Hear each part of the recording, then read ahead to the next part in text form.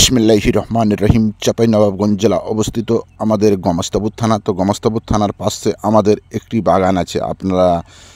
আপনারা আমি দেখেছি যে আমাদের এলাকায় গমাস্তাপুর থানার কিছু কিছু অংশ জায়গাতে আম জিরো হয়ে গেছে, কিছু কিছু জায়গাতে অনেক আছে আম। তো সব মিলিয়ে গমাস্তাপুর, নাচল এবং ভোলাহাট সব মিলিয়ে দেখা যাচ্ছে গতবারের থেকে অর্ধেক আম হয়ে গেছে এবারকার। তো কিছু কিছু কৃষক একেবারে বাদ হয়ে গেছে।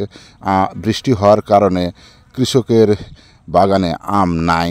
প্রায় সব মিলিয়ে দেখা যাচ্ছে যে আমাদের তিন থানা বলে না, আমাদের জেলাতে অর্ধেক আম হয়ে গেছে। তো এবার আশা করা যাচ্ছে যে আমের দাম অনেক হবে। তো অবশ্যই আমি মাননীয় প্রধানমন্ত্রীর দৃষ্টি আকর্ষণ করছি এবং সরকার কর্তৃক প্রশাসন আপনারা একটু দেখভাল করবেন যে আমাদের চাঁপাইয়ের আমটি যেন বিশ্বের সব জায়গাতে যেতে পারে, বাইরের রাষ্ট্রতে আমরা বাজারজাত করতে পারি এ বলে আমি আহ্বান করছি।